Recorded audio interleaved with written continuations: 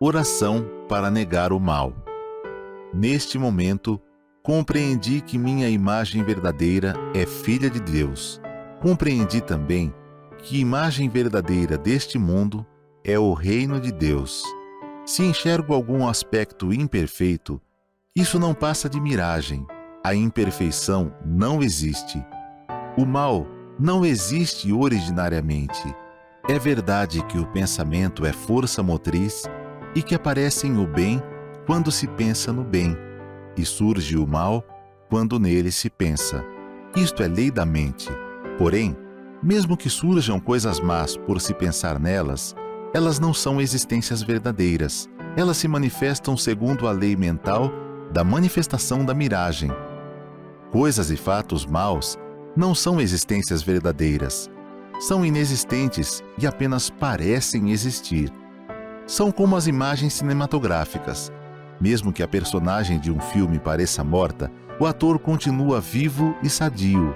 De modo análogo, por mais que você pareça doentio e por mais que este mundo pareça imperfeito, essas imperfeições não existem de verdade e você continua sadio e vigoroso no mundo perfeito e harmonioso. Muito obrigado. Olá, queridos companheiros, participantes das reuniões da Seite-Noyer. Que alegria saber que agora estaremos juntos por alguns momentos, vivendo a verdade, conhecendo a verdade mais de perto, através do tema que vamos discorrer hoje.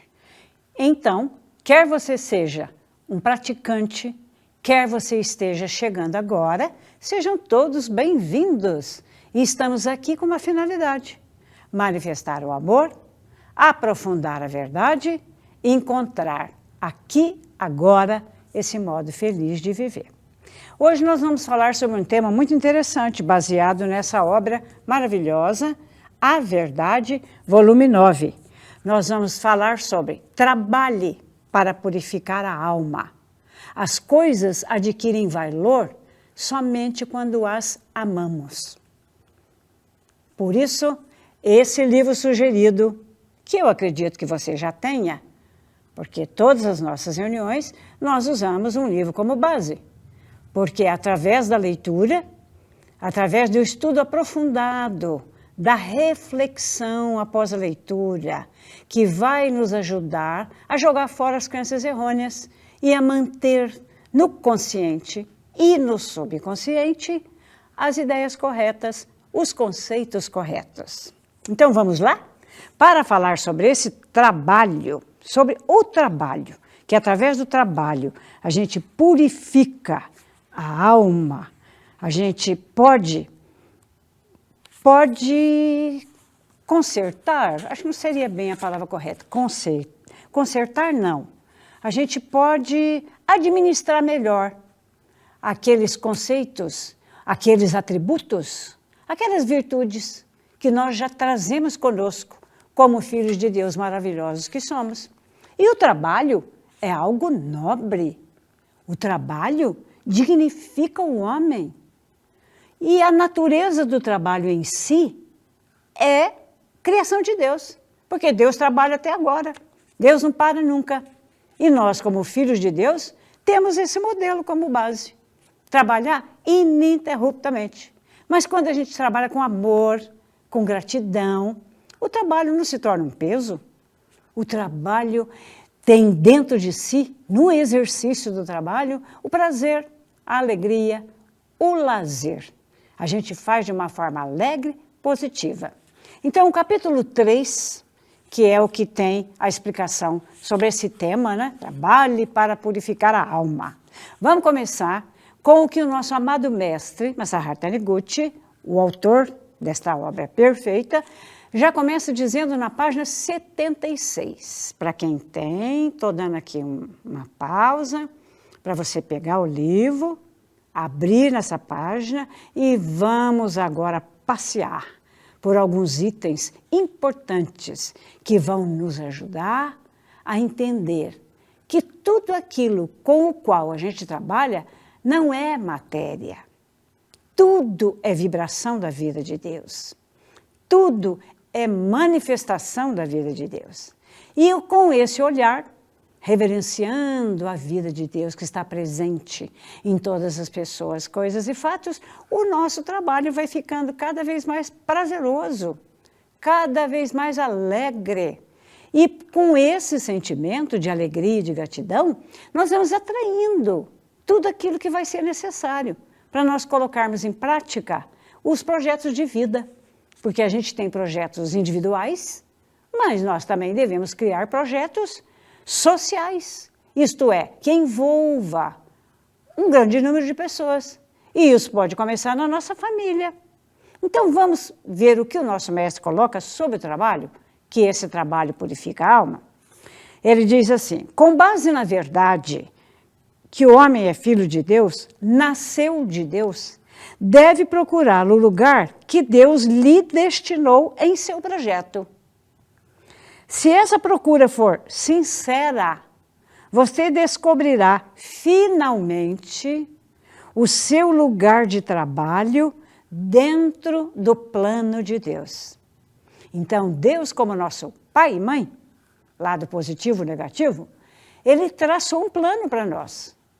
Se a gente não reconhecer, se a gente não reconhecer que somos vida de Deus, não reconhecer a presença de Deus em nós, não tem problema.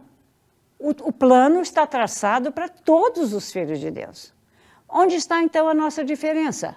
Você poderia perguntar. A diferença está naquela atitude mental que devemos ter para reconhecer que se Deus é nosso pai e mãe, se Ele nos deu a vida, a individualidade, o livre-arbítrio para escolher o que a gente quiser, Ele tem um plano traçado para cada um de nós. E quando a gente se mantém nessa conexão, seria a verdade vertical, né? No posicionamento vertical, nós, através da oração, poderemos captar, poderemos receber as mais ricas e infinitas ideias, que estejam de acordo com o nosso talento e que possam beneficiar um grande número de pessoas. Eis aí os requisitos básicos para que Deus nos coloque no lugar adequado para nós. Então, cada um, conforme o nosso mestre coloca em algumas orações, do livro A Sutra Sagrada em Orações, o volume 1, cada um está no sítio que lhe é adequado. O que quer dizer isso? Não devemos reclamar, não devemos apontar defeitos com espírito crítico. Nós devemos, em primeiro plano, aceitar aquilo que chega para nós. Porque, de uma certa maneira, aquilo que chega para nós, fomos nós próprios que atraímos. Porque a lei age sobre nós, mesmo que nós não as conheçamos. Então a lei explica, semelhante atrai semelhante. Pessoa rica de ideia, pessoa cheia de generosidade, pessoa que abre uma empresa pensando em oferecer um produto, oferecer um serviço, com essa proposta de permitir que Deus trabalhe, de receber as orientações adequadas, essa pessoa vai ter sucesso na vida. Porque já começou tendo como parceiro o grande Deus, Pai de todas as pessoas. E aí, pelas leis mentais que vão regendo a nossa vida, nós vamos atraindo tudo que for necessário para realizar grandes obras. Aí, voltando para o livro.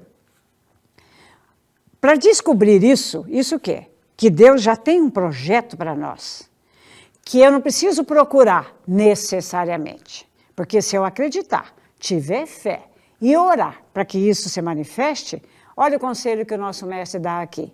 Ore para descobri-lo. Descobrir o quê? O projeto que Deus tem para nós. E até saber qual é esse trabalho, dedique-se seriamente a alguma tarefa que está agora à sua frente. Então vamos pegar um exemplo. Vamos imaginar, trabalhar com a imaginação criadora.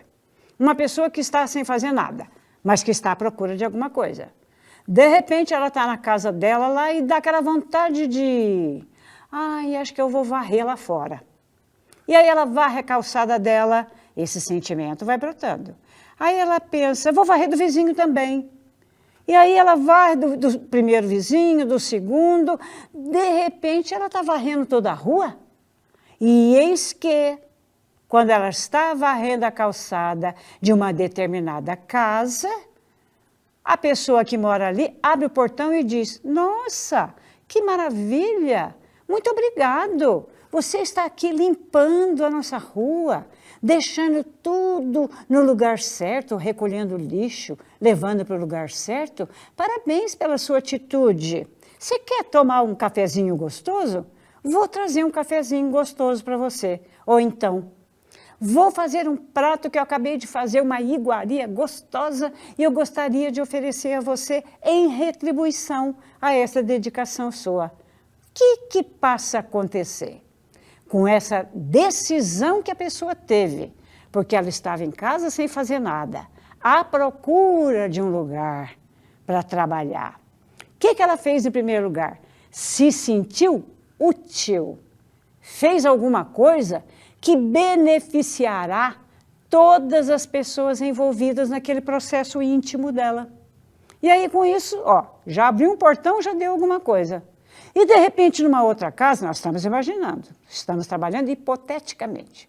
Vamos imaginar que enquanto ela continua, porque ela sentiu tanta alegria tomando aquele cafezinho, a retribuição daquele vizinho maravilhoso, que ela vai continuando aquele trabalho ali. De repente, uma outra pessoa chega, ou está chegando de carro, está saindo, e diz, nossa, que maravilha, você cuidando aqui do nosso espaço, parabéns, muito obrigado. Mas por que você está fazendo? É só porque você quer deixar tudo bonito? Ou você está à espera de algum trabalho? Aí, nesse momento, começa aquela conversa e, de repente, essa pessoa vai apresentar uma oportunidade de trabalho para aquela pessoa.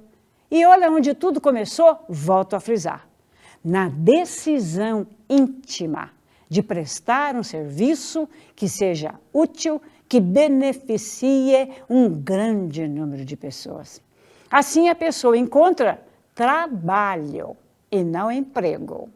Emprego é aquela ideia coletiva que a gente tem de ir lá, trabalhar tantas horas, receber X salário para ser mantenedor da sua família, ou seja lá o que for, como provedor, né? que a pessoa é. Mas veja que interessante quando você analisa sobre outra ótica, que é sobre a verdade que a Seiichi no Uê trouxe. O homem é filho de Deus. Sendo filho de Deus, ele já tem um talento inato maravilhoso. Ele já tem vontade de ser útil, de ser amado, de ser reconhecido. E essa sensação que já está impregnada em nós, que é o desejo de Deus em nós, isso vai tomando conta das nossas decisões e vai nos encaminhando para encontrar o lugar certo. Aí sim, nós encontramos trabalho. E como será realizado esse trabalho? Com dedicação, com alegria, com espírito de gratidão. E isso começa a fazer uma grande diferença. Então, saber diferenciar entre trabalho e emprego é de vital importância para aquela pessoa que vai oferecer o seu talento, a sua habilidade inata, em prol, em benefício da humanidade. Sendo assim, aquela pessoa que tem espírito empreendedor, que quer abrir um negócio por conta própria, em vez dela pensar, vou abrir um negócio próprio, porque aí eu mesmo sou o meu patrão, aí eu não preciso trabalhar tanto, aí uma porção de gente trabalha para mim. Olha o que está acontecendo nessa cabecinha. Já está começando de forma errada. Provavelmente esse empreendimento não terá sucesso.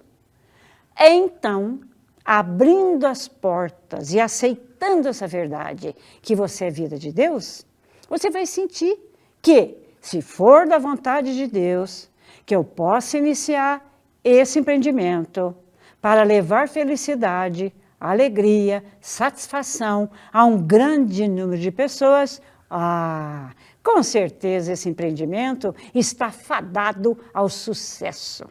E todos que vierem atraídos pela ideia central, que é servir, oferecer um trabalho, oferecer um produto para deixar todo mundo feliz, já abriu as portas para o sucesso.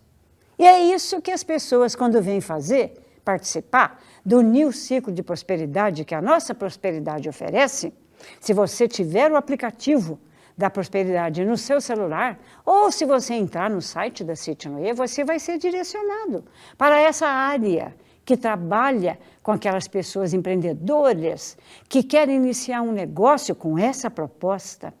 E aí, vindo para o ciclo, assistindo às aulas, quer sejam as virtuais, que já estão na plataforma, quer sejam as presenciais, que já iniciaram no mês de junho e finalizarão no final do ano, você vai entender tudo isso. Você vai descobrir, através da base do nosso ensinamento, que é a verdade da vida, como você irá direcionar, através da prática que está sugerida no final da nossa apostila. Porque viver Deus é praticar a presença de Deus em nós. A grande peculiaridade da Seitinoye está nisso. Nós vivemos a religião na vida cotidiana. Porque viver a religião é se sentir livre, mas ao mesmo tempo se sentir responsável, respeitando, colocando sempre como prioridade a prática do ensinamento. Sendo assim, a decisão tomada por você, eu lhe garanto, você até perguntará assim, nossa, por que não descobri isso antes? Meu Deus, perdi tempo. Não, não perdeu tempo, não. Você está chegando na hora certa, a hora que você está preparado para abrir um negócio próprio. E já pensando assim, se terei clientes, eu vou trabalhar sozinho? Terei pessoas trabalhando para mim.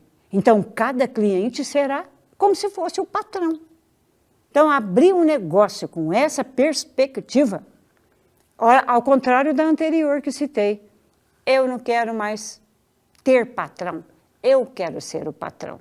E pessoas trabalhando para mim. Está absurdamente errado.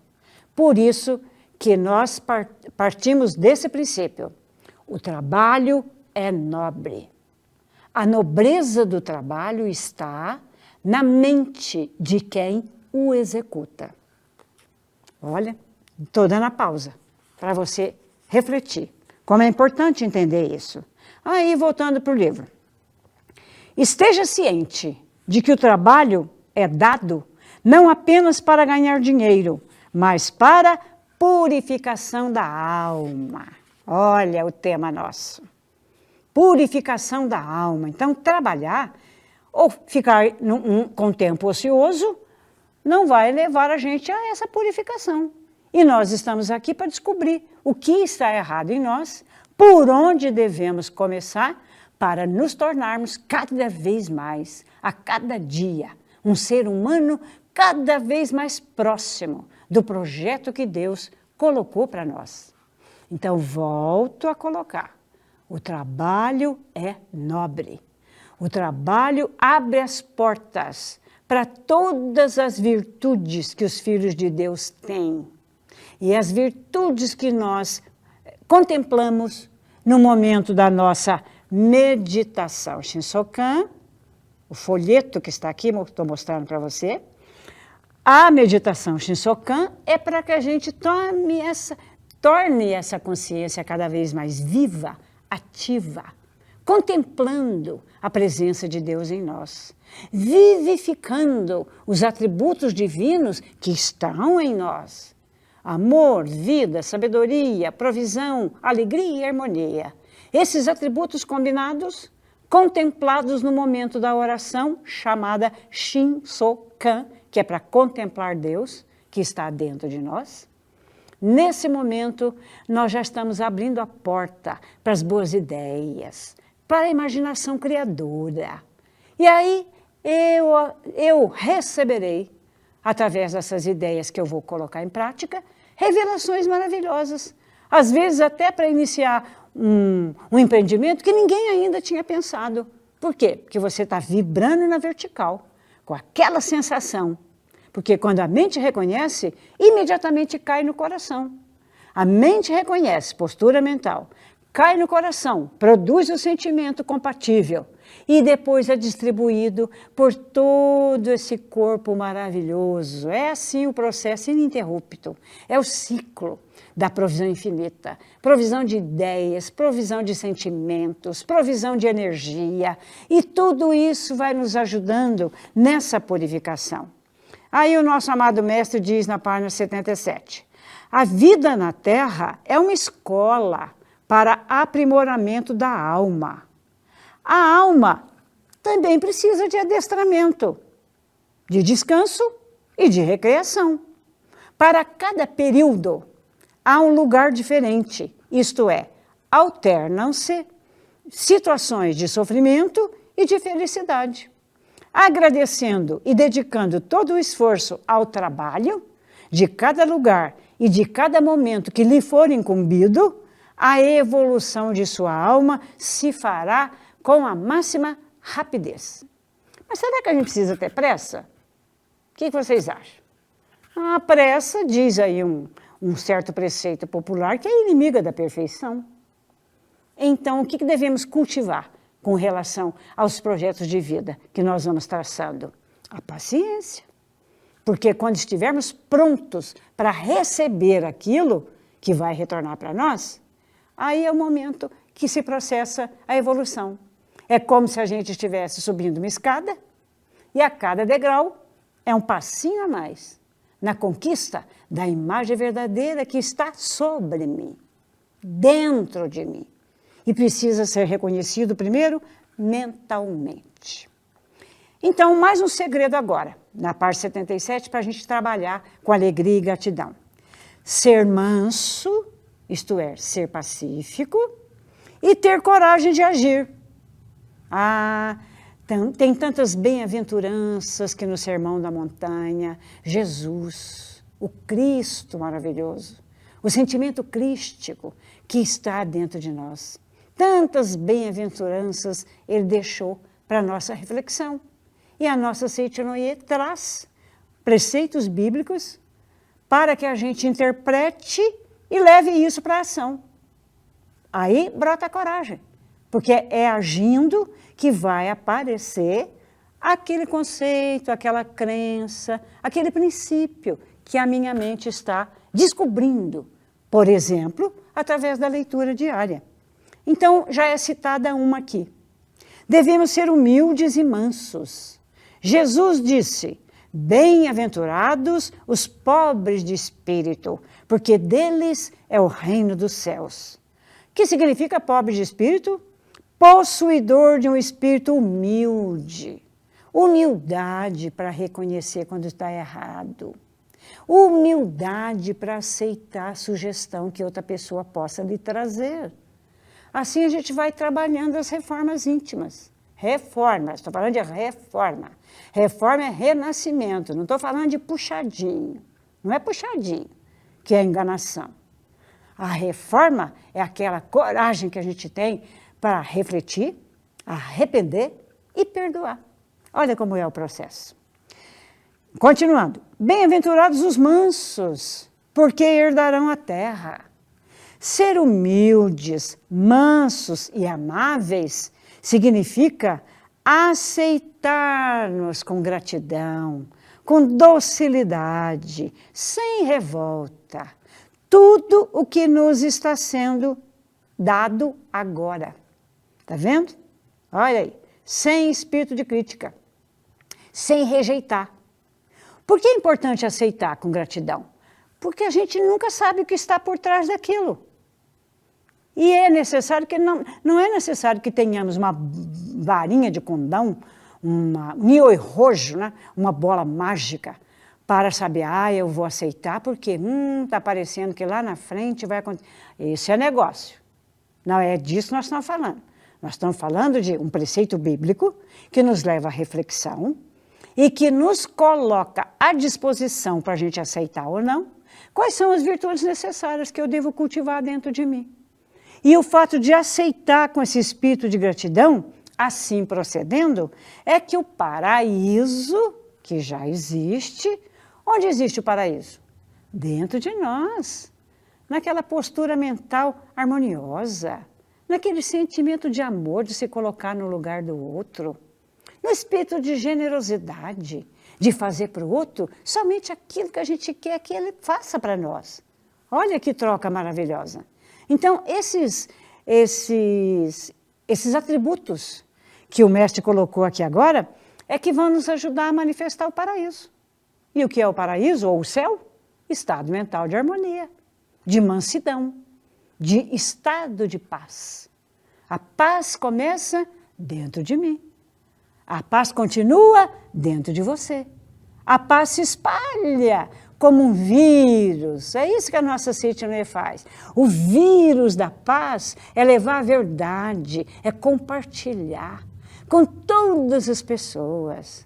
O máximo que pode acontecer é ela aceitar ou não. Aí já é a decisão dela. Nós já não temos competência e nem devemos fazer isso. Porque o livre-arbítrio é o terceiro atributo que Deus, nosso Pai, deixou para nós. Mas Ele colocou em nós um negócio chamado consciência. Para a hora de escolher, escolher melhor, escolher de uma forma refinada. Aí, nesse processo de escolha, muitas pessoas serão atraídas por aquilo que vai irradiar de nós. Porque tudo irradia, porque tudo é frequência, tudo é vibração, tudo vem do mundo da espiritualidade. É assim que a gente vai exercendo no nosso trabalho, no nosso negócio, no nosso estudo, no compartilhar da verdade com as outras pessoas. Isso vai, impregnando. Isso vai ficando impregnado em cada gesto, em cada palavra, em cada atitude. É aí que o paraíso começa a se espalhar. Mas o que é necessário? Tem algumas coisinhas a mais aqui. Precisamos ter fé e coragem para aceitá-la mansamente. Aceitar o quê?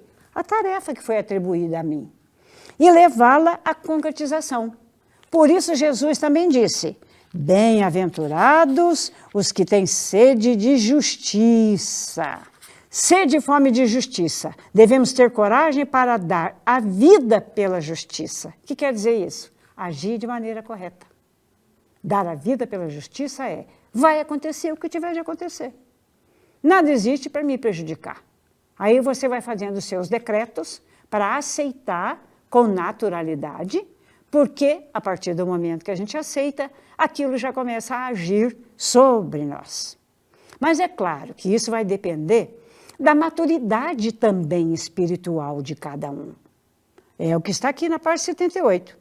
Deus fez o homem como filho de Deus, colocou sobre a terra, deu-lhe posição e vocação adequadas.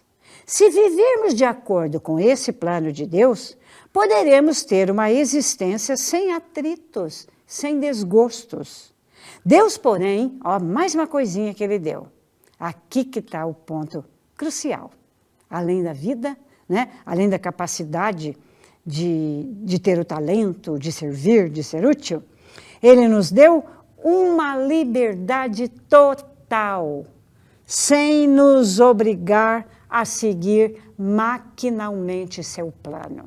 Só mesmo um pai grandioso podia delegar ao seu filho essa total e irrestrita liberdade. Circular por onde quiser, fazer tudo aquilo que quiser. Mas nessa amplitude da escolha, isso tudo precisa estar recheado de amor, de vida, de sabedoria, de se sentir provido, de usar uma mente alegre e de estar vivendo de uma forma pacífica, harmoniosa. Então, esses ingredientes, quando incorporados à nossa liberdade de escolher, fatalmente nós faremos a melhor escolha. E qual será a melhor escolha? Aquela que vai atender só o meu desejo? Não, Deus não age de forma egoísta. O plano que Ele colocou em nós é amplo, é totalmente irrestrito e livre.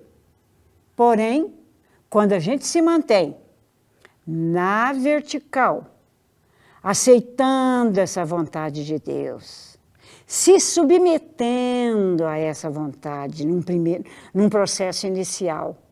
Porque antes a gente podia se sentir escravo. Mas no momento que a gente vai evoluindo, né, saindo da imaturidade espiritual para o verdadeiro crescimento evolutivo, do ponto de vista da espiritualidade, isso vai ganhando uma dimensão muito maior. E assim a gente vai semeando, não a discórdia, ao contrário, a paz, a harmonia. E é nesse sentido, o mestre diz aqui, nós sentimos que algo está errado. Quando a gente não faz a melhor escolha, nós não atendemos a voz da nossa consciência. A voz da consciência manda a gente para o bem, para a justiça, para aquilo que é correto. Mas se a gente se dispersa, se a gente abandona a casa do Pai, abandona o sentimento de união com esse Pai, nós podemos agir de forma errada. E aí nós vamos colher os frutos dessa escolha errada. É o que ele diz aqui. Aí surgem os atritos, as aflições, as dores do parto de coisas justas. O que é o parto? A concepção, o momento do nascimento. A concepção antecedeu a formação, não é? Celular, que está ganhando esse corpo físico, mas quando vem manifestar nesse plano tridimensional, aí nós vamos viver a vida do Filho de Deus. E o Filho de Deus perfeito, porque fomos criados de forma perfeita, tal qual o Pai que nos deu a vida. É nesse ponto que a gente deve evoluir. Por isso que nessa caminhada de evolução, para desenvolver esse assunto maravilhoso, que o trabalho é nobre, que a gente trabalha para se purificar e que as coisas devem ser reconhecidas com valores, o valor espiritual em primeiro lugar. O mestre continua dizendo, vivamos de acordo com o plano de Deus. Como é que eu vou descobrir isso? Você poderia perguntar. Através da oração. A oração é uma grande oportunidade. E a nossa oração, principalmente o estilo, o modelo da nossa oração. Porque a oração que aprendemos na Seita-no-Ie não é contemplar Deus pedindo que Ele conserte, pedindo que Ele faça com que o outro deixe de fazer aquilo, e mais isso, mais... Não! Olha como é usada a forma de orar da Seita-no-Ie. Como a gente se posiciona na vertical, nós oramos para que se manifeste a perfeição do meu projeto de vida, a perfeição dos meus relacionamentos, a perfeição de todo o trabalho que junto com Deus eu desenvolvo. E a perfeição está em tudo. A imagem verdadeira está em tudo. Por isso que o nosso olhar para as coisas que parecem matéria, na essência, não são matéria. Elas são frutos da ideia de Deus, de alguém que recebeu essa ideia, de alguém que formatou, que combinou os elementos necessários para resultar naquela cadeira, né? Naquela mesa, naquele livro, seja lá o que for. A parte material, nós sempre olhamos como sendo manifestação do amor de Deus. E quando a gente desperta para essa sensação que as coisas não são matéria, são a própria vida de Deus, através da pessoa que fez o projeto, desenvolveu o projeto e resultou naquela obra maravilhosa que existe ali para nos servir, para nos ajudar. E nesse momento a gente começa a amar as coisas que estão ao nosso redor. Mas veja bem, não estou falando de amor-apego. Não, isso não é amor, isso é egoísmo mascarado. Nós estamos falando do uso com o espírito de gratidão. Olhe os eletrodomésticos que nós temos em casa. Quando nós decidimos viver a Seita-no-Ie, se engajar no movimento como líder religioso, nós aprendemos a vivificar o tempo. E se somos dona de casa, e se somos profissionais trabalhando fora, seja lá o que sejamos, nós aprendemos a dar prioridade. E o que é prioridade? Primeira oração, porque a oração faz a conexão traz a visão correta. E aí essa visão correta, recheada de atributos divinos, vai fazendo com que o trabalho que a gente desempenhe se torne numa forma amorosa, comprometida, responsável. E aí, pouco a pouco, a nobreza que o trabalho já traz em si, vai manifestando na minha vida. E a consciência do bem servir, do proporcionar para o outro aquilo que eu quero que ele proporcione para mim, eu estou vivendo de acordo com o plano de Deus em mim. É isso que o livro vem dizendo.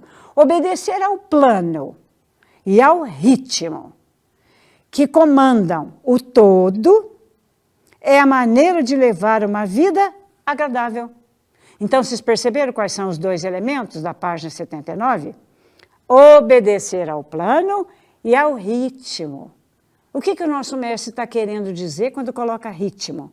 Ritmo é o tempo que só vai manifestar quando eu estiver pronta para receber aquilo. Quando eu desenvolver a paciência para aguardar a hora certa. Porque nessa vida, tudo está certo. Tudo chega na hora certa, como a natureza. A natureza, as frutas, os legumes, eles vão sendo primeiro semeados, depois cuidados, aí tem a hora de frutificar e assim por diante, né? Todo aquele processo que todo mundo já sabe. Mas quando a fruta está madura, é o momento que a gente vai saboreá-la com alegria e com gratidão. Ao contrário, se eu colher algo que não está pronto, quem é o primeiro a já dizer, olha, isso não foi bom não, hein? O meu estômago, o meu aparelho digestivo. Então veja como é importante respeitar, obedecer ao plano e ao ritmo, porque isso tudo é que comanda o todo. Deus é o todo de tudo, e sendo eu filho de Deus, também sou dono de tudo. Uma dedução lógica. Por isso, em seguida, ele fala da visão, a visão que a gente tem da vida. É visão materialista ou é visão espiritualista? Aí ele passeia um pouco sobre os direitos, porque conforme a visão que a gente tenha da vida, tem gente que briga pelos seus direitos. Aí eu lhe pergunto, a gente precisa brigar pelos nossos direitos? Evidentemente que não. Quando você executa o seu trabalho com nobreza de caráter, se sentindo feliz, sentindo que aquilo é um grande prazer, é uma alegria, eu lhe pergunto, você vai precisar reivindicar os seus direitos? Eles virão automaticamente, porque já é mérito nosso, porque a gente fez desapegado, com alegria, com dedicação, respeitando os principais valores que encerra ali dentro daquela atividade que eu estou realizando, naturalmente os meus direitos já estão assegurados. Por causa da lei mental também, porque aquilo que a minha mente reconhece é o que aparece. Conforme eu ofereço para as pessoas, eu vou receber em troca. E tudo que acontece ao meu redor é projeção da minha mente. E nesse contexto todo entra o poder da palavra. A palavra, o verbo que Deus colocou em nós. Então, a seguir, página 80. Como e onde está Deus? É uma pergunta que você, que está chegando agora, pode ter feito aí. O livro aqui já vai responder para você, veja só. A afirmação de que Deus está dentro de cada pessoa é a afirmação da onipresença de Deus. Está em tudo, em todas as pessoas, coisas e fatos, em toda a sua criação, de todos os reinos. Compreende-se, portanto, que Deus está presente em todos os lugares. Isso, porém, não significa que Deus esteja preenchendo o espaço sob uma forma de massa material. Porque Deus não é matéria. Deus é espírito. E nós não somos matéria. Nós somos espíritos. Ah, mas eu estou vivendo aqui no mundo aqui das 3 dimensões. Ah, sim. Graças ao amor de Deus, ao amor dos nossos antepassados, ao amor dos nossos pais. E era a vontade de Deus que nós viéssemos. Então, através do ato de amor, olha nós aqui vivendo uma experiência humana maravilhosa, procurando nos tornar os seres humanos mais corretos, felizes e harmoniosos, possivelmente. Então, onde está esse Deus? Deus está no interior de cada pessoa e no âmago dos fenômenos da natureza como ser espiritual. Empregou aqui, o mestre está dizendo, a palavra dentro ou âmago. Mas não é aquele dentro em oposição ao de fora. Não é isso. O dentro significa que já é a própria essência. Já está no nosso DNA. Deus está no interior de todas as coisas, transcendendo. Aqui está certo. Transcendendo os volumes materiais. Por isso que o nosso olhar, a gente não olha para as coisas, a mesa, a cadeira e todas as coisas que existem para nos trazer conforto, nós não olhamos com a visão materialista. Não é uma simples matéria. É algo que foi concebido, projetado por alguém entendido na área que produziu aquele instrumento para mim. Olha como a visão muda, não é? Então, para materializar as dádivas de Deus, aqui a página 81. Pensar que as dádivas de Deus são coisas materiais constitui uma superstição. Sendo Deus um ser espiritual, suas dádivas também são coisas espirituais. Quando decidi viver de acordo com a vontade de Deus, qualquer pessoa poderá utilizar-se dessas qualidades espirituais e empregando-as adequadamente, pessoa, tempo e lugar, elas surgirão no mundo material em forma de dádivas concretas. Aí se concretiza em forma de matéria. Se for algo que você pediu a Deus que se manifestasse, não é? Cada um de acordo com a sua necessidade. Então, se você pretende ser feliz, olha que receita fácil. Procure, antes de tudo, empregar na prática as qualidades espirituais mencionadas aqui. Olha aí, não é nada difícil. Mas primeiro precisa reconhecer que aquele trabalho que você está executando é obra de Deus. Mas, enquanto isso, você não vai ficar balançando na rede. Você vai arregaçar as mangas e executar qualquer coisa que apareça na sua frente, que seja necessário realizar naquele momento. Isso é adequação. Quando a pessoa executa o trabalho com essa perspectiva, o que ela tiver que fazer além, o que ela tiver que realizar depois, ela mesma já está atraindo. E em seguida ele diz, a matéria não é simples matéria. Depois ele diz, tudo que existe como símbolo da verdade possui uma força superior à da simples matéria. Então esse é o olhar da Seitonoi. Nada é coisa material. Tudo é providência divina, que se manifesta para atender aos meus desejos, aos meus projetos de vida. E tudo então vai se encaixando e a gente vai sendo atendida por Deus. As coisas adquirem valor quando as amamos. Aí, a segunda parte do nosso tema. Primeiro é a natureza do trabalho. Segundo é o valor de uma coisa aumenta à medida que a pessoa ama essa coisa. Em seguida ele compara. Para quem ama um diamante, o diamante é a coisa de maior valor. Para quem ama o dinheiro a coisa mais preciosa. Para quem ama uma mulher, é ela que tem o máximo valor. Em tais casos, o valor nada mais é do que uma impressão de valor sentida pelo amor. Porém, os que amam a matéria, um dia perderão tudo isso, porque a matéria é coisa efêmera. Aí vem a sugestão que o nosso amado mestre dá. Devemos amar todas as coisas, reconhecer o valor de cada uma delas, porque assim seremos vencedores. E ele ainda continua. Para sermos vencedores eternos, né? Aí não é a efemeridade, não é a relatividade, é aquela sensação de que já me pertence, é meu e será para sempre, assim como a nossa individualidade. Mesmo que a gente cumpra o período de viver aqui como ser humano e retorne ao plano espiritual para continuar a missão, nós não perdemos a nossa individualidade. O que a gente fez por aqui não vai se diluir no espaço. Olha a consciência, olha a responsabilidade. E é isso que a Seitonoi nos motiva através da prática.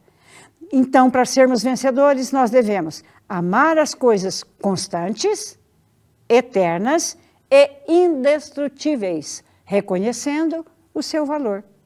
Um valor que desaparece momentaneamente não passa de um valor relativo. Somente quando amamos a Deus, que é valor absoluto e eternamente imperecível, conseguiremos alcançar um valor ao mesmo tempo relativo, porque estaria materializado para atender a minha necessidade, e absoluto, porque vai completar, vai me trazer a satisfação de ter encontrado naquele momento a alegria, o prazer, porque é assim que a gente vai se preparando para receber as inúmeras graças que, de acordo com a seita Kankô, já está sobre nós, que é uma das seitas do budismo. Isso está também nos nossos livros. Deus é espírito, onipotente, é a essência dos valores espirituais. Tudo que é bom no mundo fenomênico é projeção do valor espiritual de Deus. Está vendo o germe da gente manifestar amor pelas coisas que estão ao nosso redor? Começa aí, com esse olhar, com esse reconhecimento, que nada é matéria. Tudo está materializado para atender a minha necessidade. Não devemos, portanto, amar a matéria em si, que apareceu materializada no mundo fenomênico. Nós devemos amar a realidade espiritual, o amor de Deus que se encontra por trás dessa materialização. Não devemos amar a matéria em si, porque isso vai trazer apego. E o apego vai prejudicar. E amando com esse sentimento de desapego, de espírito de gratidão, você vai transitar por todas as coisas materiais que você está necessitando. E é tão bonito a gente entender isso, porque as coisas, aparentemente matéria, quando você olha com esse olhar espiritual, elas são atraídas por nós. Nós utilizamos, atendendo a nossa necessidade. E quando a gente usa com esse olhar, com espírito de gratidão, o tempo de vida delas, o tempo de utilização delas, multiplica tanto que após você não precisar mais daquela coisa, aquilo está em tão bom estado que você passa adiante, que você faz uma doação para aquela pessoa que não tem e que está precisando. E você já não está precisando mais. Aí começa o ciclo da verdadeira provisão. Recebo, agradeço, dou. Recebo, agradeço, dou.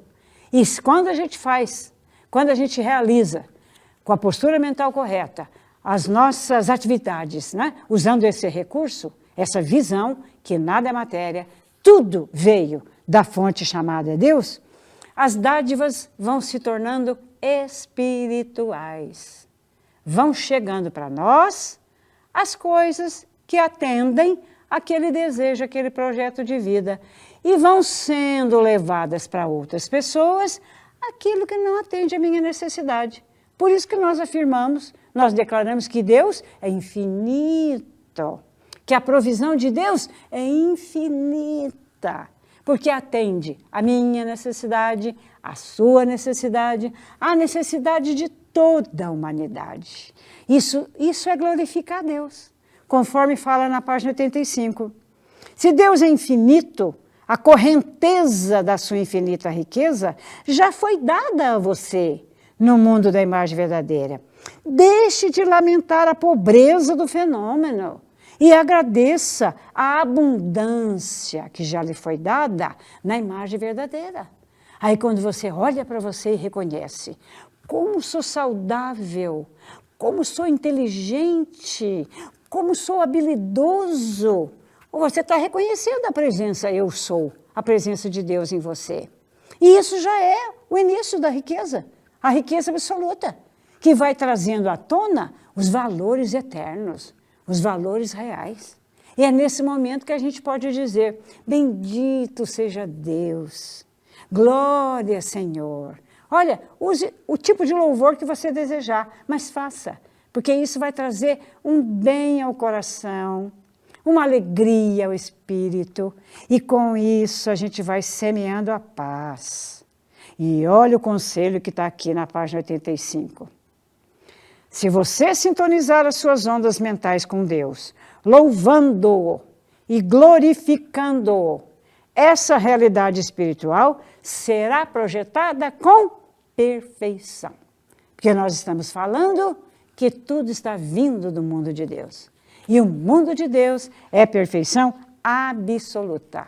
Basta que a gente mantenha a fé com esse sentimento, porque aí vão brotar esses atributos que por natureza já possuímos, e justamente quando fazemos tudo com alegria e gratidão, olha o que diz aqui, página 86, a alegria é algo que sentimos quando a vida cresce sadiamente em seu estado normal.